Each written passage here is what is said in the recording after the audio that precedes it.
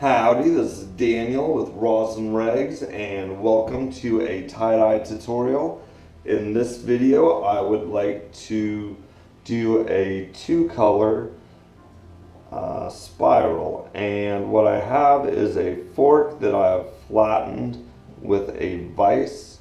It's not completely flat, but it works, and wherever I want the spiral to start is where I'm going to put the fork, and I'm just going to I'm just going to spin the fork and make even little pleats with the material, and I'm just kind of using my hands to guide the fabric around so it does not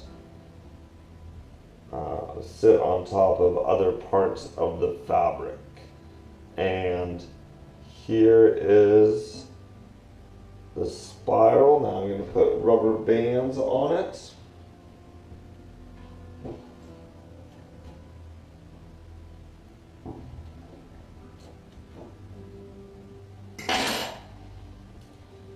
And normally I like to put rubber bands on the edges of the shirts and the bottom, or the edges of the sleeves and the bottom of the shirt.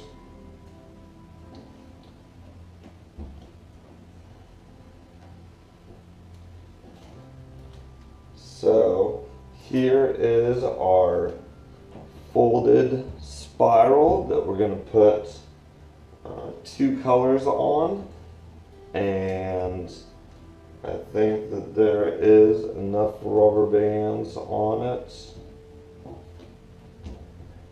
Now maybe one more.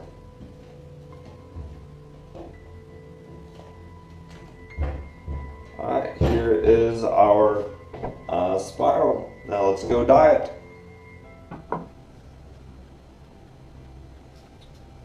We are in front of my dyeing tray, and I have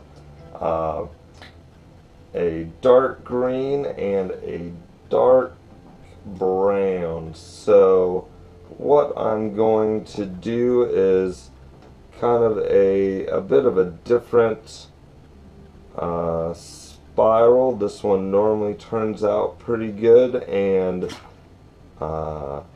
you can do it with two colors, and it's fun.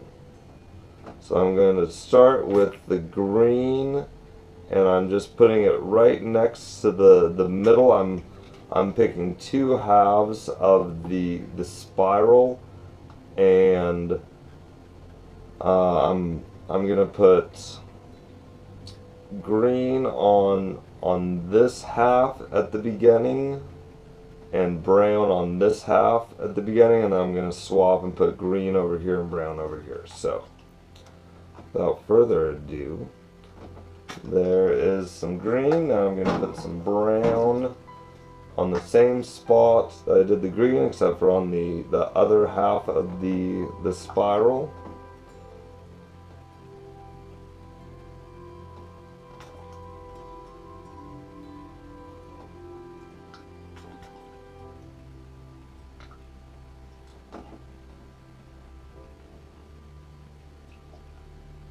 And I want to put more dye on the outside areas of the spiral, not right next to the center of the spiral. That doesn't need as much dye.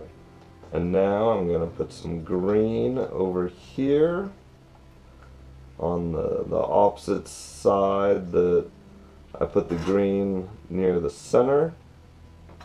And then I'm going to put some brown over on this side, which is the opposite side of where I placed the brown near the center line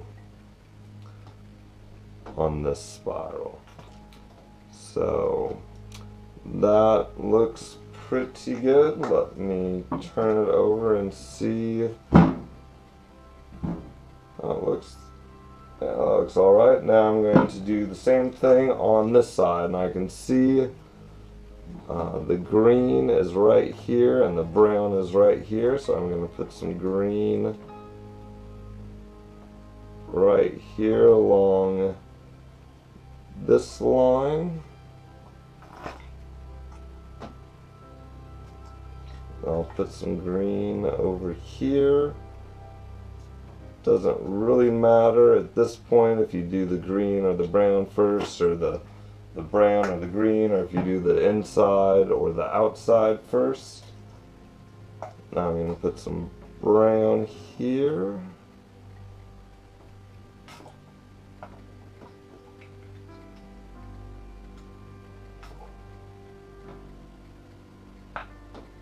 And the more shirts that you make, the more of a look that you'll get of how much dye you're putting on.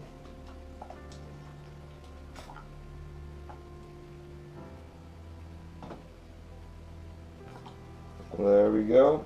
I'm gonna give it a good squeeze. Try and get some of that dye. Make sure that it goes all the way through. I'll do that on this side as well. And I'm kind of going to cheat a little bit, but just add more depth and texture to the design.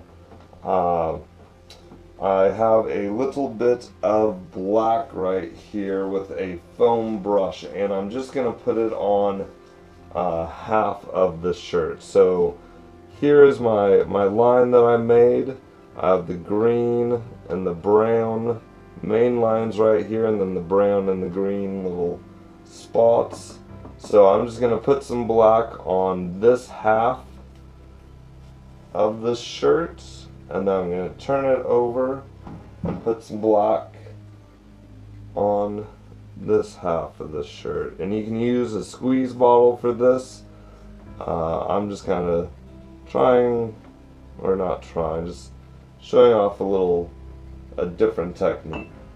So there you go, there's your dyed forest camo 2-color spiral. And you could also not use black. You could use the brown on top of the green, just